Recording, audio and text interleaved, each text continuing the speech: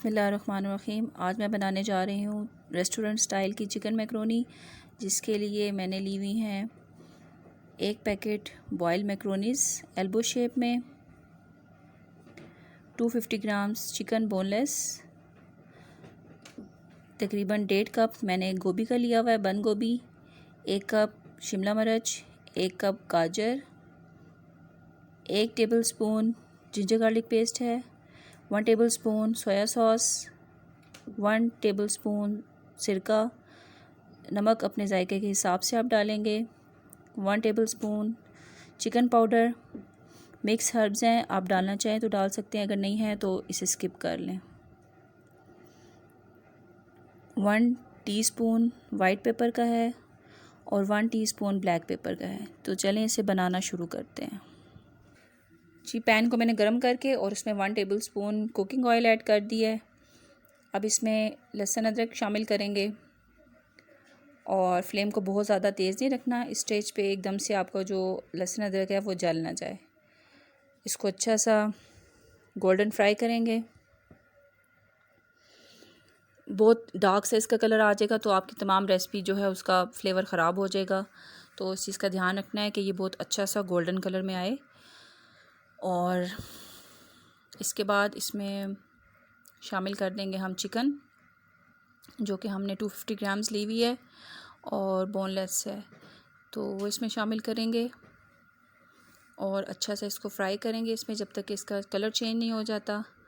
जैसा कि आपको पता है कि जो बोनलेस चिकन होती है इसको गलने में ज़्यादा देर नहीं लगती और ये तो फ्राई करते करते भुनाई करते वक्त ही अच्छी सी गल जाती है। लेकिन अगर अभी भी आपको फ़ील होता है कि इसमें थोड़ा सा इशू है कि ये कच्ची लग रही है तो कुछ देर के लिए इसे ढक के रख सकते हैं। इसमें नमक ऐड कर देंगे अपने टेस्ट के हिसाब से।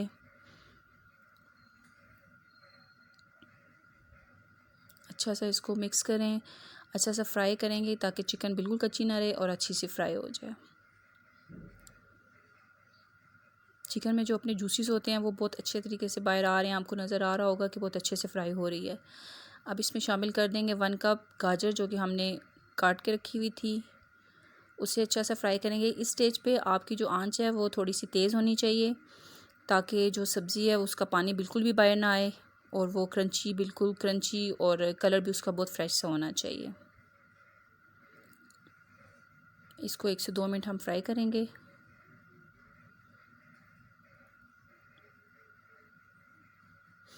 अब इसमें शिमला मिर्च ऐड कर देंगे।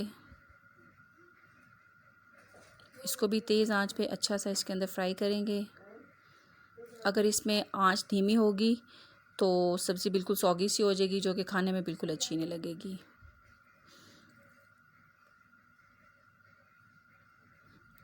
वेजिटेबल्स का कलर बहुत ही प्यारा सा माशाल्लाह लग रहा है।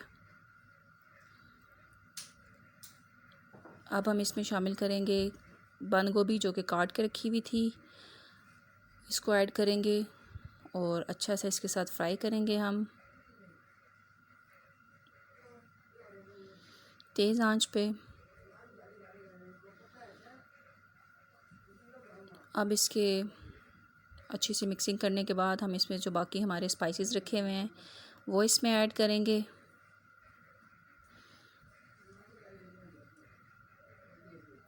वेजिटेबल्स हमारी बहुत अच्छे से फ्राई हो चुकी हैं। अब इसमें शामिल करेंगे एक सोया सॉस, 1 टेबलस्पून मैंने रखा हुआ था, और सिरका। इसको आप अपने टेस्ट के हिसाब से कम या ज़्यादा कर सकते हैं, वैसे ही क्वांटिटी बिल्कुल परफेक्ट है। अब इसमें शामिल कर देंगे ब्लैक पेपर, वाइट पेपर और चिकन पाउडर, वो इसमें मिक्स करके। इस स्टेज पे आपने इस चीज़ का ध्यान रखना है कि इसमें एक्स्ट्रा नमक बिल्कुल ऐड नहीं करना, क्योंकि सोया सॉस में ऑलरेडी नमक होता है और चिकन पाउडर में भी नमक होता है। और जब हम मैक्रोनी बॉईल करते हैं तो उसमें बहुत थोड़ा सा माइल्ड सा नमक हमने उसमें भी ऐड किया हुआ होता है। तो इसको अच्छा सा मिक्स करने के बाद, इसको टॉस करने के बाद, मैक्रोनीज़ ऐड करने के बाद आप इसका नमक चेक करेंगे। अगर आपको फ़ील होता है कि आपके टेस्ट के अकॉर्डिंगली वो कम है तो इसमें फिर और ऐड कर सकते हैं। अब इसमें शामिल कर दूँगी मैक्रोनीज़, बॉईल करके रखी हुई हैं, और इसे ठंडे पानी से अच्छा सा वॉश कर लें ताकि ये बिल्कुल आपस में चिपके नहीं। इसको ऐड करके इसको अच्छा सा इसके साथ मिक्स करेंगे मैक्रोनीस डालने के बाद अच्छा सा टॉस करने के बाद आप इसका जो मसाला है उसको टेस्ट कर सकते हैं। अगर आपको उसमें कोई चीज़ कम लगती है, ब्लैक पेपर आप ज़्यादा डालना चाहते हैं फ्लेवर के अकॉर्डिंगली, या नमक थोड़ा सा ऐड करना चाहते हैं, तो इस स्टेज पे आप इसमें ऐड करेंगे और अच्छा से इसे मिक्स करेंगे। आँच अभी भी तेज़ है। रेस्टोरेंट स्टाइल पे जो कुछ भी कुकिंग होती है उसमें मोस्टली आँच तेज़ होती है और वो क्विक बनती हैं। तो ये बहुत अच्छे से मिक्स हो चुकी है। अब इसे 2 से 3 मिनट के लिए अच्छा सा फ्राई करेंगे, अच्छा सा मिक्स करेंगे ताकि तमाम स्पाइसेस जो हैं वो मैक्रोनीस पे कोट हो जाएं। और उसके बाद ये देखिए ज़बरदस्त से मिक्स हो चुकी है। अब इसे तकरीबन 2 मिनट के लिए हम दम पे रखेंगे और फ्लेम ऑफ कर देंगे। उस पर ढक के रख देंगे ताकि ये बहुत अच्छे से इसको दम आ जाए। उसके बाद इसे सर्व करके दिखाते हैं।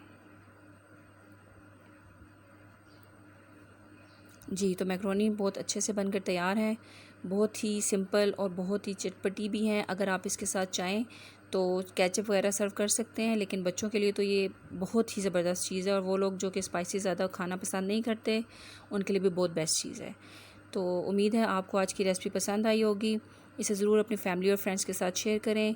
मिलते हैं नेक्स्ट रेसिपी के साथ, तब तक के लिए अल्लाह हाफ़िज़।